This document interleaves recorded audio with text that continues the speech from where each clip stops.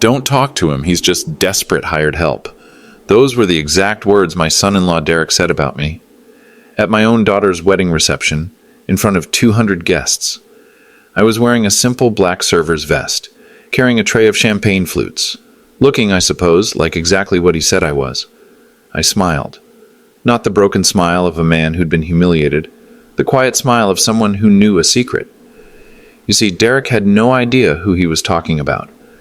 What Derek didn't know would destroy his reputation in exactly 10 minutes. When that phone rang, when Food Network called me live on national television. But I'm getting ahead of myself.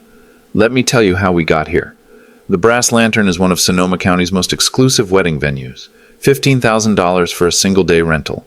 Rustic barn exterior, but inside, pure luxury. Hand-hewn beams, Edison bulb chandeliers, a kitchen that would make Gordon Ramsay weep. My daughter Sarah had dreamed of this place since she was 12. I should know. I'm the one who drove her past it every Sunday after her mother's chemotherapy appointments. That was 4 years ago, before everything changed. Before I gave up a $23 million restaurant empire to hold my dying wife's hand. Before I became, in Derek's words, desperate hired help. But tonight wasn't about me. Tonight was about Sarah, my brilliant, beautiful daughter who'd somehow fallen in love with a man who measured worth by job titles. Derek Whitfield, 32 years old, founded Tech Vault Solutions in his garage, sold it for $2 million, and never let anyone forget it. Tonight he was wearing a $3,200 Tom Ford tuxedo. I know because he told the photographer. Twice. I was wearing a $50 server's uniform. Black vest, white shirt, black tie. The same outfit I'd worn every weekend for the past 6 months, working events at the Brass Lantern for $18 an hour. "Dad, you don't have to work tonight," Sarah had said during rehearsal. "You're the father of the bride." "Someone's got to pay for this party," I'd replied, which was true, sort of. The real truth was more complicated. After Margaret died, after I sold everything to pay her medical bills, after the grief counselor said I needed purpose and routine, this job had become my lifeline. Simple work, honest work. No James Beard awards hanging on the wall to remind me of what I'd lost. No Forbes magazine covers with my face on them. Just me, a tray, and the satisfaction of watching people celebrate life. Derek didn't see it that way. "Sarah's dad is working his own daughter's wedding," I had overheard him tell his groomsmen during cocktail hour. "I mean, I get that he's struggled since the divorce, but come on, have some dignity." Divorce. That's what he called it. Margaret had fought cancer for 4 years. I'd closed 15 restaurants across 3 states to be with her. Walked away from my television shows, my cookbook deals, my consulting contracts. Everything. And when she died in my arms at Sonoma Valley Hospital on March 15th, 2022, Derek called it a divorce. I should have corrected him, should have explained. But what was the point? Derek saw what he wanted to see. A failed father-in-law who couldn't afford his daughter's wedding. A man so desperate he'd work as hired help at his own family event. He wasn't entirely wrong about the desperation part.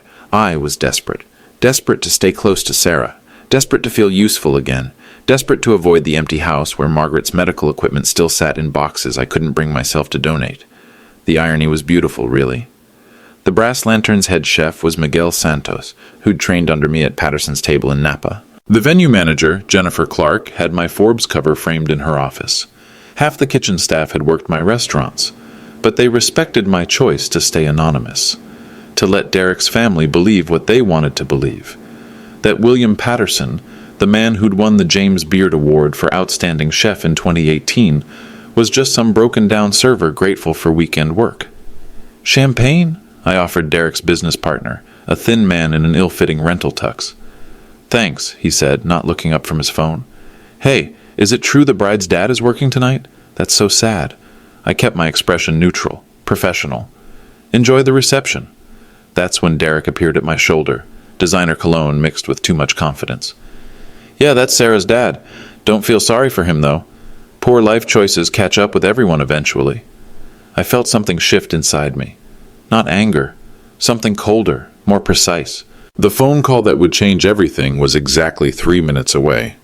Derek's phone rang during the father-daughter dance. He stepped outside onto the venue's stone patio, probably thinking he was alone. But I was there, clearing cocktail glasses from the high-top tables. Invisible, just like he wanted. Brad? Yeah, man, wedding's going great. Derek's voice carried across the evening air. You should see this place. 15 grand for one night. But hey, when you marry up, you pay up, right? I continued working. Methodical, quiet, listening. Sarah's amazing, don't get me wrong. It's just her family situation that's complicated. Derek laughed. Her dad is literally serving drinks right now, like he's working the wedding, in a server uniform. I set down the tray of empty glasses, wiped my hands on the bar towel. I know, right? Sarah says he's had a tough few years since her mom died, but come on. The guy's 60 years old and working for tips at his own daughter's wedding. It's embarrassing. Died. Not divorced. Interesting that Derek got that detail right when he thought no one was listening. No, it's worse than that. I asked Sarah about it, and apparently he used to have some restaurants or something, but they failed during COVID. Typical small business owner story. Probably never learned real business skills. You know, the kind they don't teach at community college. Community college. That was new. I'd graduated summa cum laude from the Culinary Institute of America. Apprenticed at Le Bernardin under Eric Rippert. Earned 3 Michelin stars before my 30th birthday. But Derek was just getting started.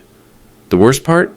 He's acting like this is some noble choice, like he's doing it for Sarah. But everybody can see the truth. He's desperate. Probably can't make rent without this weekend job. I picked up my tray, walked closer to the patio doors. Derek still hadn't noticed me. I tried to help, you know. Offered to connect him with some entry-level positions at Tech Vault Partners. Basic stuff. Data entry, maybe some light customer service. But Sarah says he's too proud for office work. Another laugh. Too proud to work in an office, but not too proud to serve drinks to his daughter's wedding guests. Make it make sense. The patio door slid open. Derek walked back inside, still talking. Look, I get it. Life hits hard sometimes, but there's a difference between bad luck and bad choices. This guy owned restaurants, plural, and lost them all. That's not the economy. That's poor management. He was 3 feet away from me now. Still hadn't looked up from his phone. Yeah, exactly. Sarah's got this romanticized view of her dad, thinks he's some kind of hero because he sacrificed everything for family. But sacrifice implies you had something worth sacrificing, you know? This is just failure with better PR. That's when I spoke. Excuse me. Derek looked up, surprised to see me there. How long had I been standing there? His expression flickered between annoyance and mild embarrassment. Can I get you anything? I asked, my voice perfectly level, professional. No, I'm good. He covered his phone's microphone. Actually, yeah. Can you make sure my table gets fresh champagne? The good stuff, not whatever you're passing around. Of course. He went back to his call. Sorry, Brad. Where was I? Oh yeah, the father-in-law situation. It's like having a charity case at your own wedding. I walked away, but I'd heard enough. You see, Derek wasn't entirely wrong about the sacrifice part. I had given up everything for family. But he was wrong about what I'd sacrificed. Patterson's Table in Napa Valley, 2 Michelin stars, annual revenue of $2.8 million. Patterson's Kitchen in San Francisco, James Beard Award winner for Outstanding Restaurant. Patterson's Coastal in Monterey, featured on every Best of California list for 3 consecutive years. 15 restaurants total, from Sacramento to San Diego. A food empire that employed over 800 people and generated $40 million in annual revenue. I'd built it over 25 years. Started with a single bistro in Sonoma. Worked 18-hour days, missed birthdays, anniversaries, school plays, always promising Margaret I'd slow down next year. Then the diagnosis came. Stage 3 pancreatic cancer. 18 months to live if she was lucky. I closed everything in 6 months. Sold some restaurants, shuttered others, liquidated my consulting contracts with Food Network, turned down the cookbook deal with Random House. Final tally, $23 million. Gone. Converted to time. 4 years of time. 4 years of morning coffee with Margaret. 4 years of afternoon naps on the porch swing. 4 years of holding her hand during chemo sessions. 4 years of reading her Stephen King novels when the pain medication made it hard for her to focus. She died on a Tuesday. I was reading her The Stand when her breathing stopped. 2 days later, Forbes called. They wanted to do a follow-up article. Whatever happened to William Patterson? A Where Are They Now piece about celebrity chefs who disappeared from the public eye. I never returned the call. But Derek's phone call? That was about to get a response. My phone buzzed. Unknown number. 310 area code, Los Angeles. I answered. This is William. Mr. Patterson? This is Amanda Brooks from Food Network. We have an emergency situation, and we need your help. Amanda Brooks, I repeated, stepping into the venue's supply closet for privacy. Food Network. Yes, sir. I'm the senior producer for Cooking with Heart. We're supposed to go live in 15 minutes for our Veterans Day special, but our featured chef just tested positive for COVID. We need someone who can cook and tell a story about service and sacrifice. Service and sacrifice. The irony was almost too perfect. How did you get this number? I asked. Miguel Santos gave it to me, your former sous chef at Patterson's table. He's catering our green room tonight. When I mentioned we needed someone who understood sacrifice, he said there was only one person to call. Through the closet's small window, I could see Derek on the dance floor, spinning Sarah, both of them laughing. She looked radiant, happy, the way her mother had looked on our wedding day before the restaurants consumed my life. Mr. Patterson, I know you've been out of the public eye. Miguel explained about your wife, about why you stepped away. I'm sorry for your loss. Thank you. But here's the thing. Tonight's show is about people who gave up everything for others. Veterans, caregivers, first responders. People who understand that some things matter more than success. Some things matter more than success. When was the last time someone had said that to me? The segment is only 20 minutes, Amanda continued. We're broadcasting live from our mobile unit. You'd share your story, cook something meaningful, talk about what real sacrifice looks like. Our audience needs to hear that. I watched Derek through the window. He was taking selfies with Sarah now, the groom who'd called his father-in-law desperate hired help while planning to benefit from his daughter's love for the rest of his life. What would I cook? I asked. Whatever tells your story, something simple, something real. Simple. Real. For 4 years, I'd been living the simplest life possible. Working honest jobs, staying close to Sarah, avoiding the spotlight that had defined my career for 2 decades. But maybe it was time for the light to find me again. Where's your mobile unit?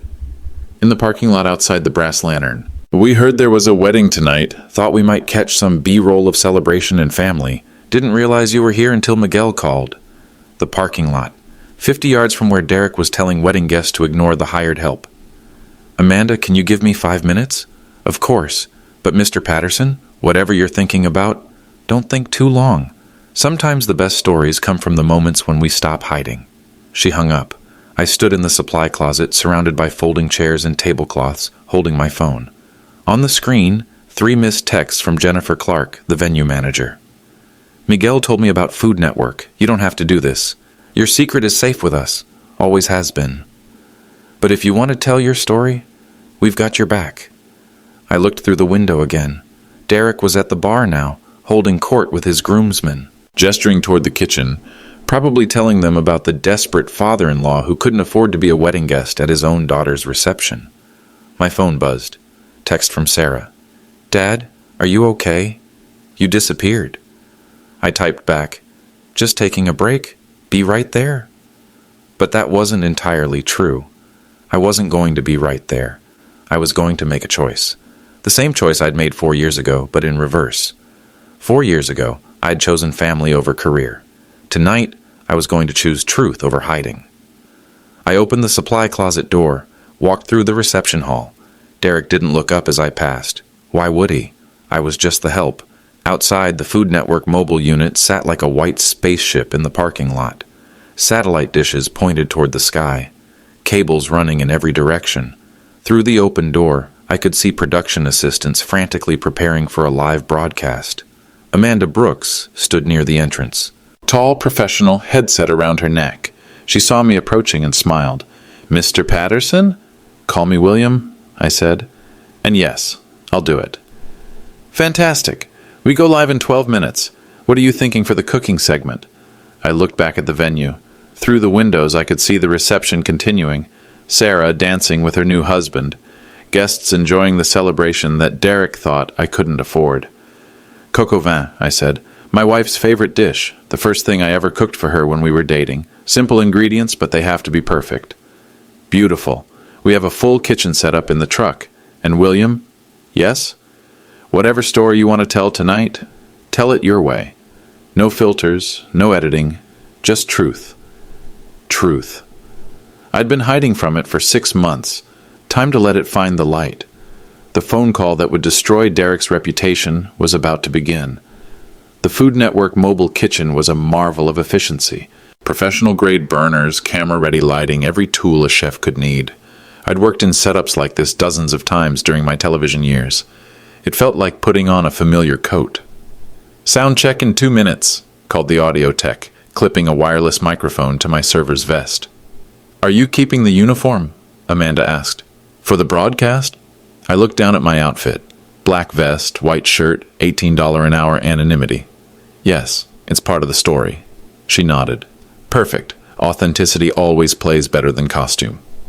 Through the truck's monitor, I could see the live feed from Food Network's Manhattan studio. The host, Marcus Rivera, was wrapping up a segment about veteran small business owners. In 60 seconds, they'd throw to our remote location. "William, just so you know," Amanda said quietly, "we're expecting strong viewership tonight. Veterans Day programming always does well. Could be anywhere from 2 to 5 million people watching. 2 to 5 million. During my restaurant days, I'd cooked for presidents, celebrities, food critics who could make or break careers with a single review. But I'd never spoken to 5 million people at once. Inside the venue, Derek was probably telling another story about his desperate father-in-law. That was about to change. 30 seconds, called the director. I tied my apron strings. Simple white apron, the kind every line cook wore. Nothing fancy, nothing that screamed celebrity chef. Just a man preparing to cook dinner. 10 seconds. William, remember, look directly into camera 1. Speak naturally. Tell your story. The red light flicked on.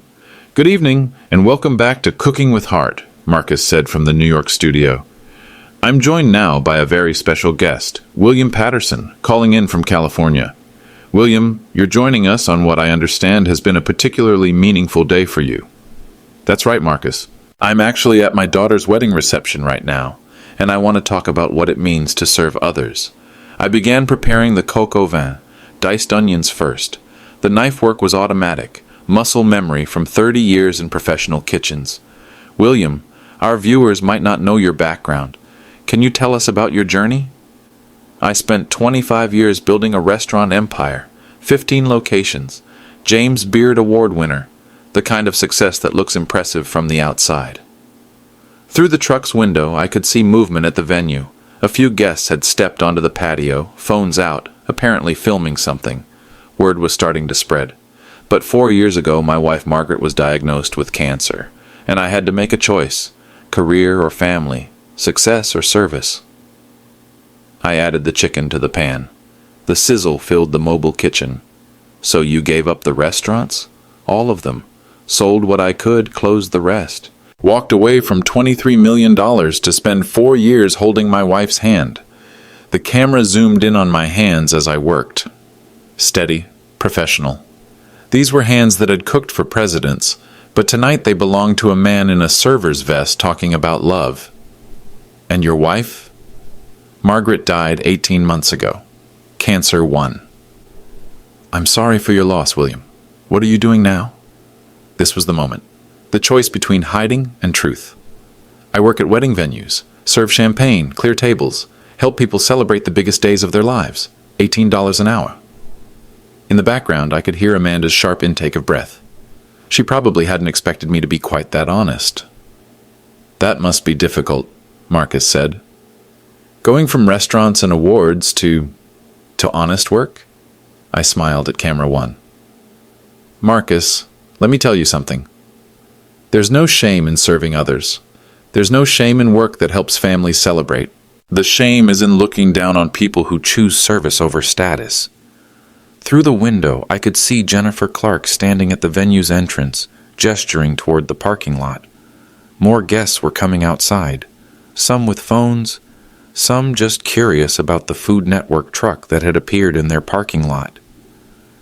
"William, you're cooking coq au vin tonight.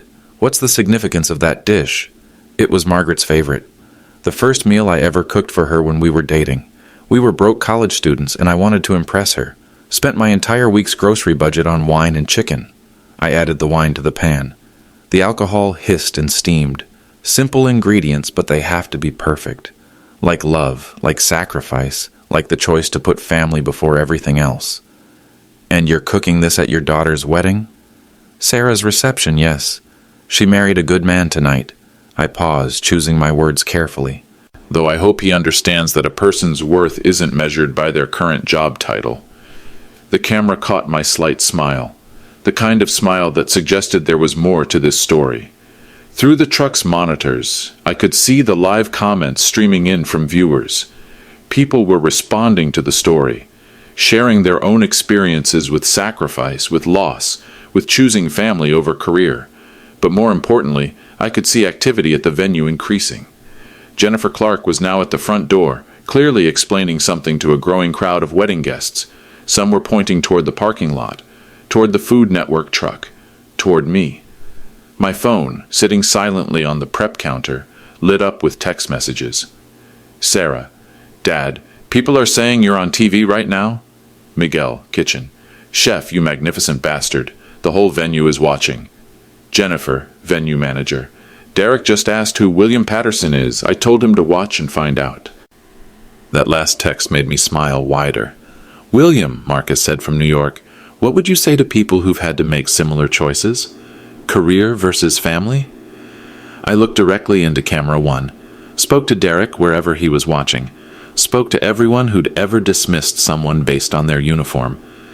I'd say this, the person serving your drinks might be a James Beard Award winner, the person cleaning your table might be worth millions, the person you're ignoring might be exactly the person you should be getting to know.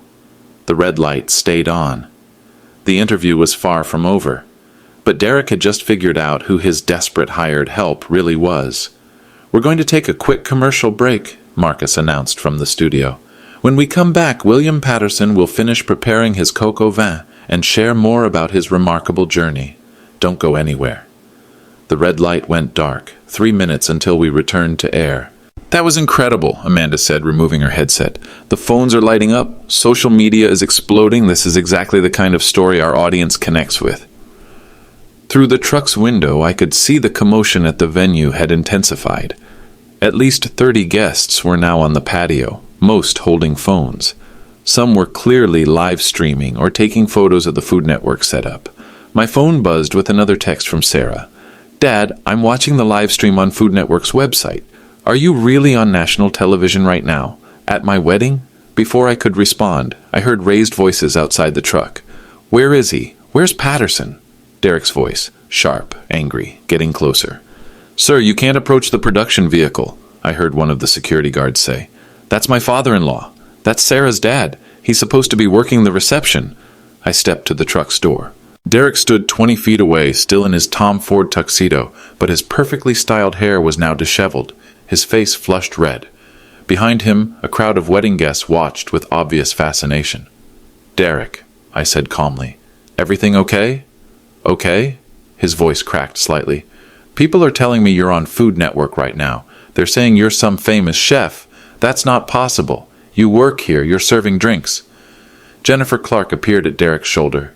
Professional smile, but her eyes were sharp. Mr. Whitfield, perhaps we should discuss this privately. No, Derek said, his voice rising. I want to understand what's happening. This is supposed to be my wedding, my night. And somehow my wife's father is on television? Several guests had their phones out, clearly recording this exchange. In the social media age, nothing stayed private for long. Derek, I said, stepping closer, you seem upset. Of course I'm upset. You're supposed to be working. You're supposed to be... He stopped mid-sentence, perhaps realizing that finishing that thought would be recorded by dozens of phones. Supposed to be what? I asked quietly. The question hung in the air. Derek's mouth opened, then closed. He'd painted himself into a corner, and we both knew it. Look, he said, lowering his voice slightly. I don't know what kind of stunt this is, but you're embarrassing, Sarah. People are staring. They're talking. This is supposed to be about us, not you. That's when Sarah herself appeared, pushing through the crowd of guests. Her wedding dress caught the light from the Food Network truck's exterior floods.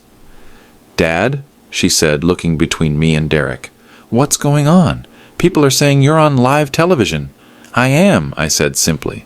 "But you're—" She gestured at my server's vest. "You're working tonight." I was working. Now I'm cooking. On national television. Talking about Mom.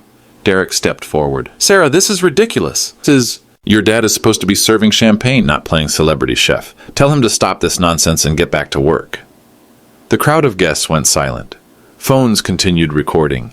Sarah looked at Derek, then at me, then back at Derek. "Get back to work?" she repeated slowly. "Well, yeah. I mean, that's what he's here for, right? We're paying him to—" "Paying him?" Sarah's voice was dangerously quiet. "Derek, that's my father." "I know it's your father, but—" "60 seconds!" Amanda called from inside the truck. "William, we need you back for the final segment." I looked at Derek, at Sarah, at the crowd of guests with their phones out. "Derek," I said, my voice carrying across the parking lot, "you should probably watch the rest of the show. You might learn something about the man you just told to get back to work." I turned and walked back into the truck. The red light was about to turn on again, and Derek was about to discover exactly who he'd been talking to. "Welcome back to Cooking with Heart," Marcus said as the red light flicked on. "I'm here with William Patterson, former James Beard Award winner, who gave up a $23 million restaurant empire to care for his dying wife. William, during the break, it looked like you had some family drama outside." I stirred the coq au vin, the wine and herbs, creating an aromatic cloud that filled the mobile kitchen. Through the truck's window, I could see the wedding guests had formed a semicircle, all watching the monitors that the production crew had set up outside. Family dynamics can be complicated, Marcus, especially when people make assumptions about who you are based on what you're wearing. Can you elaborate on that? I plated the finished dish, garnishing it with fresh thyme from the truck's herb garden. Simple presentation, elegant but not pretentious. "Well, I'm wearing a server's uniform tonight. I work weddings and events for $18 an hour. To some people, that makes me a failure. To me, it makes me someone who's close to his daughter during the most important moments of her life." Through the window, I could see Derek pacing near the venue entrance, gesticulating wildly while talking to his groomsmen. Sarah stood separately, arms crossed, watching the broadcast on one of the external monitors. "William, I have to ask, $23 million. That's a significant sacrifice. Do you ever regret walking away from that kind of success?" I took a bite of the coq au vin. Perfect, the way Margaret had always liked it. "Marcus, let me tell you what success actually looks like. Success is reading to your wife during chemotherapy sessions. Success is holding her hand at 3 in the morning when the pain medication isn't working.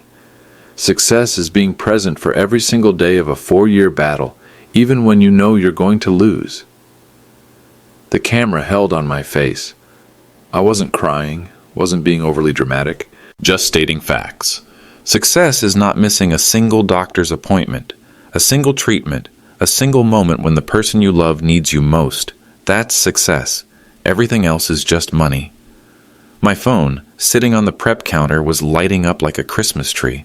Text after text after text. "Miguel. Chef, the entire venue is watching. Derek looks like he's going to be sick." "Jennifer. Half the guests are posting this on social media.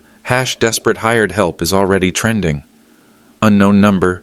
"This is Brad Mitchell, Derek's business partner. Holy shit." "William," Marcus continued, "what advice would you give to people who look down on service workers, who judge people by their current circumstances rather than their character?" I glanced through the window. Derek was now standing directly in front of one of the external monitors, mouth slightly open, staring at the screen. "I'd say this. The person serving your food might have 3 Michelin stars. The person cleaning your table might have cooked for presidents. The person you're dismissing as desperate hired help might be worth more than you'll make in your lifetime." I paused, looked directly into camera 1. "And if that person happens to be your father-in-law, you might want to reconsider your wedding reception behavior." The live comments were exploding. Viewers were sharing their own stories about being underestimated, about service workers who were secretly accomplished, about the importance of treating everyone with respect. But more significantly, social media was starting to pick up the story. I could see production assistants monitoring Twitter, Instagram, TikTok, Hashtags were forming. Hash William Patterson, hash service and sacrifice, hash respect the help. Marcus, I said, there's something else I want to share, about family, about respect, about what happens when we forget that love isn't measured by bank accounts. Please go ahead. I'm standing in a Food Network truck in the parking lot of my daughter's wedding reception. I've just revealed on national television that I'm not who her new husband thought I was. And in about 5 minutes, I'm going to walk back into that reception hall and find out what kind of man she married. Through the window, I could see the crowd of guests had grown. At least 50 people now, maybe more.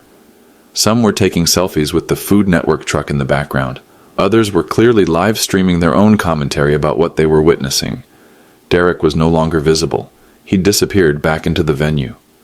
"Will your son-in-law be watching this?" Marcus asked. I smiled. "Oh, I think he's already watching.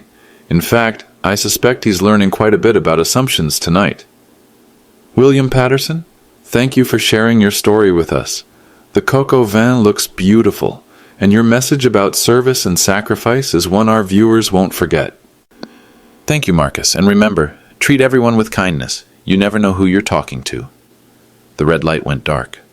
The interview was over, but the real confrontation was just beginning.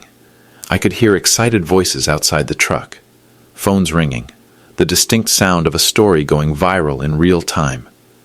Somewhere inside the brass lantern, Derek was probably trying to figure out how to explain himself to 200 wedding guests who'd just watched him insult a James Beard Award winner on national television. I untied my apron and stepped toward the truck's door. Time to go back to the reception. The crowd outside the Food Network truck had doubled. Wedding guests, venue staff, even a few people from neighboring businesses who'd heard the commotion, all of them staring at me as I stepped down from the mobile kitchen. "Mr. Patterson?" A young woman in a bridesmaid dress approached, phone in hand. "I'm Jessica, Sarah's college roommate. That was incredible. We had no idea." Jennifer Clark appeared at my side. "William, the entire venue watched. The kitchen staff is losing their minds. Miguel's crying." I looked toward the reception hall. Through the tall windows, I could see the wedding was still in progress, but the energy had shifted. Guests were clustered in small groups, clearly discussing what they'd just witnessed. Some were showing others videos they'd recorded on their phones. "Where's Derek?" I asked. "Men's room," Jennifer said quietly. "Been in there for 10 minutes. Sarah's looking for him." My phone buzzed with a text from Sarah. "Dad, we need to talk. Now." Another from an unknown number. "Mr. Patterson, this is Amanda Brooks. The network wants to know if you're available for an extended interview tomorrow. This story is exploding." And then, surprisingly, one from Miguel. "Chef, I've been keeping something in the office. You should see it."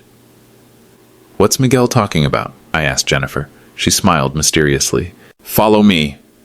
We walked through the crowd of guests, most of whom were still processing what they'd witnessed. I heard fragments of conversation. $23 million. James Beard Award winner. Derek had no idea. Did you see his face when he realized? Inside the venue, the transformation was remarkable. What had been a typical wedding reception 20 minutes ago was now something else entirely. Guests weren't dancing. They were talking, sharing phones, showing each other the live broadcast they'd just witnessed. Several people approached me as we walked toward the venue office. "Mr. Patterson, I'm John Walsh, Derek's uncle. I owe you an apology. Some of the things we said earlier about your situation." "No apology necessary," I said. "You didn't know. But we should have been kinder regardless." Jennifer led me to her office behind the kitchen. On her desk, a manila folder thick with papers. Miguel was waiting inside, still wearing his chef's coat, eyes red from what I assumed were tears. "Chef," he said, standing when I entered, "I've been saving these. Ever since you started working here. I thought maybe someday you'd want them back." He opened the folder. Inside, every article, every review, every award certificate from my career. The New York Times review that called Patterson's Table a transcendent dining experience. The Food and Wine cover story. The James Beard Award certificate. The Forbes profile titled The Chef Who Conquered California. "Miguel, why did you keep these?" "Because," he said, his voice thick with emotion, "you're the reason I became a chef. You gave me my first job, taught me everything. When you disappeared after Mrs. Margaret died, I wanted to make sure someone remembered who you really were. I picked up the Forbes magazine, September 2017 issue. My photograph on the cover, standing in the kitchen of Patterson's table, wearing chef whites instead of a server's vest. "There's more," Jennifer said quietly. She pulled out her laptop, turned it toward me. "The internet is going crazy. #William Patterson is trending. #service and sacrifice is trending. #respect the help is trending." The screen showed Twitter, Instagram, TikTok. Thousands of people sharing the Food Network clip, adding their own commentary, telling their own stories about being underestimated or dismissed. But there was something else. Something I hadn't expected. "Look at this," Jennifer said, clicking to a new window. "People are finding your old restaurant reviews, your cookbook from 2015, your appearance on Chef's Table. It's all going viral again." My cookbook. Cooking with Heart. Recipes for Family and Love. I'd written it during Margaret's second year of treatment, when she was feeling well enough to help me test recipes in our home kitchen. "The cookbook is #1 on Amazon again," Miguel said. "Sold out in 3 hours." "There's something else," Jennifer continued. "Food Network isn't the only network calling. Good Morning America wants an interview. So does CNN, The Today Show. Everyone wants to hear about the celebrity chef who gave up everything for love." I sat down in Jennifer's chair, suddenly overwhelmed. This isn't what I wanted. I just wanted Derek to understand that he'd misjudged me. "Chef," Miguel said gently, "maybe this is bigger than Derek. Maybe people need to hear this story, about what really matters, about what sacrifice actually looks like." Through the office window, I could see into the reception hall. Sarah was standing near the dance floor, looking around frantically, probably searching for her missing husband and her suddenly famous father. My phone rang. Unknown number. "This is William." "Mr. Patterson, this is David Chen from the Los Angeles Times. We'd like to do a feature story about your journey from celebrity chef to wedding server to viral sensation. Would you be available for an interview?" I looked at Miguel, at Jennifer, at the folder full of awards and achievements I'd thought I'd left behind forever. "Can I call you back?" I said into the phone.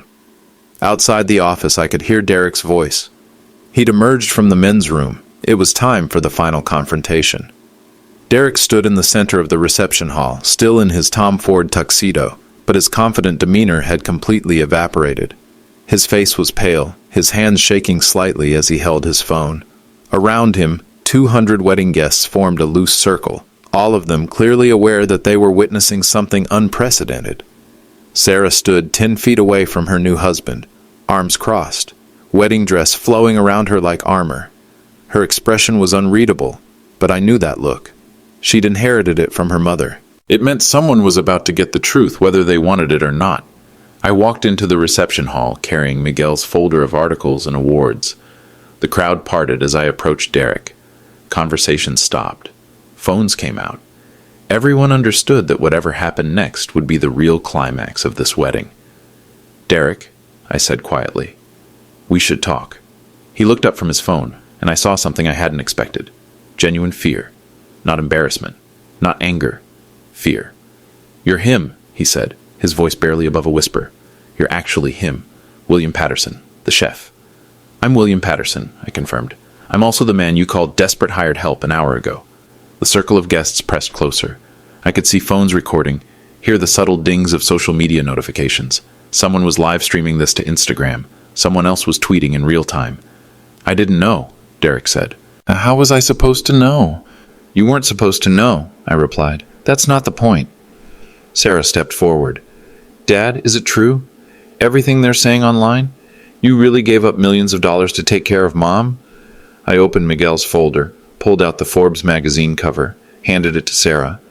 23 million, actually. 15 restaurants, television shows, cookbook deals, all of it. Sarah stared at the magazine cover, then looked up at me. "Why didn't you tell me?" "Because it doesn't matter anymore. What matters is that I was there when your mother needed me. What matters is that I'm here now, when you need me." Derek found his voice again. "This is insane. You work here, you serve drinks. He gestured helplessly at my uniform. "I'm what, Derek?" "You're the help." The words hung in the air like a physical presence. Someone in the crowd gasped audibly. Phones continued recording. I pulled out another document from the folder. The deed to my flagship restaurant, Patterson's Table. Sold in June 2019 for $4.2 million. Derek, do you know what this is? He looked at the paper, squinting slightly. A real estate document? The sale agreement for Patterson's Table, Napa Valley. 2 Michelin stars. I sold it to pay for your wife's mother's chemotherapy. I handed him another paper. Margaret's final hospital bill. $47,000 for her last week of life. And this paid for her hospice care. Another document. The James Beard Award certificate. And this is what I won in 2018. Outstanding chef. Do you know what I did the night of that ceremony, Derek? He shook his head, unable to speak. I flew home from New York to take your wife's mother to her oncology appointment, because that mattered more than any award.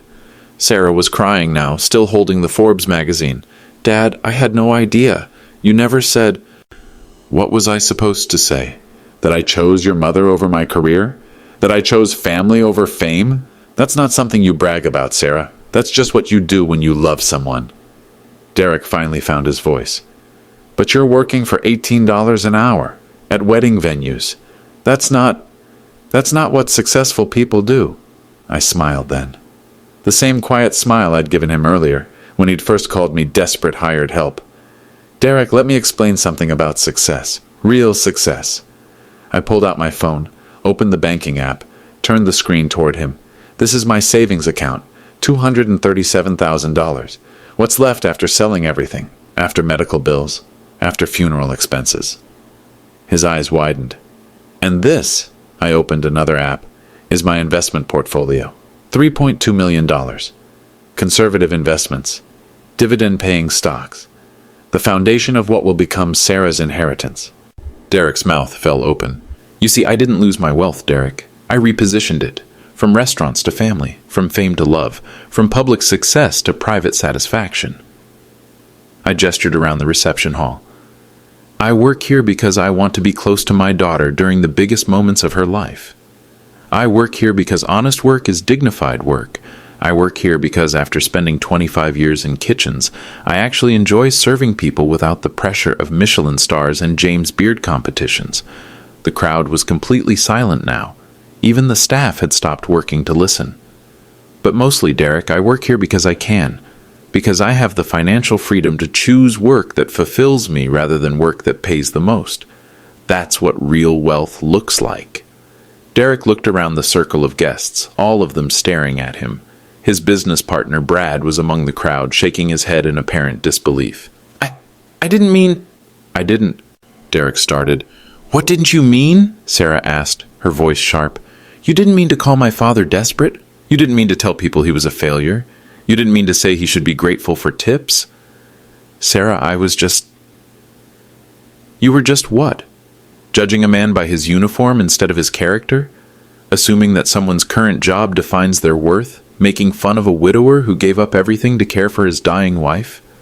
The Instagram live stream had gained viewers. I could see the numbers climbing on the phone screen of the guest who was broadcasting, 12,000 people watching in real time.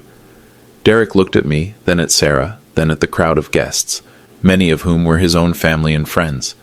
People who'd heard every word he'd said about his desperate father-in-law over the past 6 months. I need to apologize, he said finally.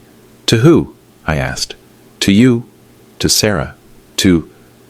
He gestured around the room. To everyone. Derek, I said quietly, you don't owe me an apology. You owe yourself some education about what respect looks like. I closed the folder of awards and achievements. Here's what's going to happen. This reception is going to continue. Sarah is going to dance with her new husband.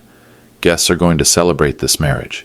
And tomorrow, you're going to wake up married to the daughter of a man you publicly humiliated. I paused, letting that sink in. But here's what's also going to happen. The video of this conversation is already viral.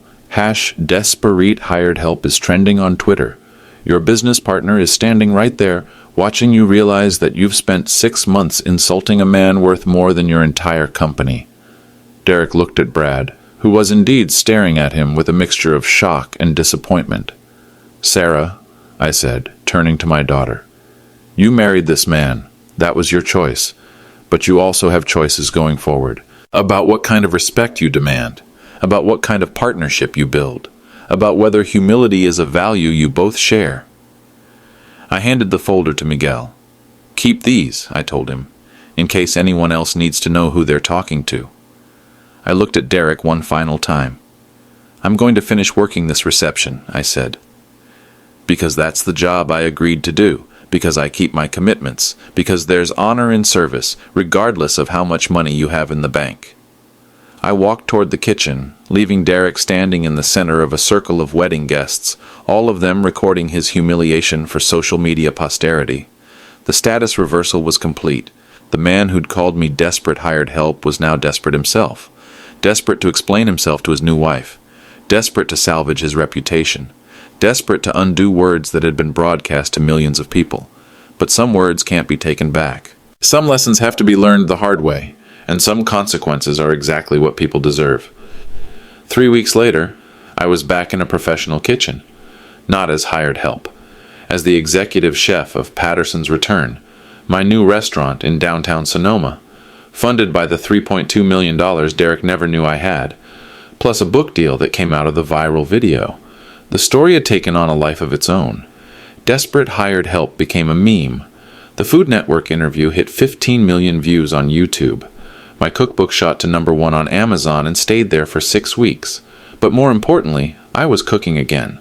Really cooking. With Miguel as my sous chef and a team of young cooks who understood that respect in the kitchen starts with respect for everyone who works there. Derek's consequences were more complicated. TechVault Solutions lost 3 major clients within a week of the wedding. Not because of scandal, but because the viral video revealed something about Derek's character that made people uncomfortable doing business with him. His board of directors suggested he take a leadership development sabbatical. Sarah moved back into her childhood home while she figured things out. We didn't talk much about Derek, but she was there every morning for coffee before I left for the restaurant, just like her mother used to be. The wedding video had been viewed 47 million times across all platforms. #Desperate hired help merchandise was available on Etsy. Someone had started a scholarship fund for children of service workers. But the most interesting consequence was a phone call I received from Derek himself, 2 weeks after the wedding. "Mr. Patterson," he said, his voice different than I'd ever heard it. Humble, uncertain. "I know I don't deserve this, but I was wondering if you'd be willing to meet for coffee. I want to understand what I got wrong." Not for Sarah, not for my reputation. For me. I thought about it for a long moment.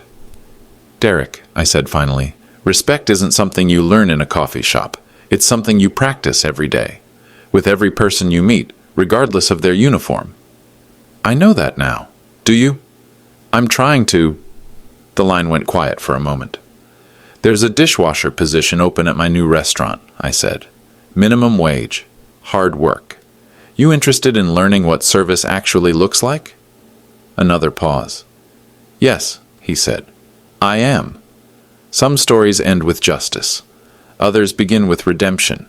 We'd see which one this turned out to be."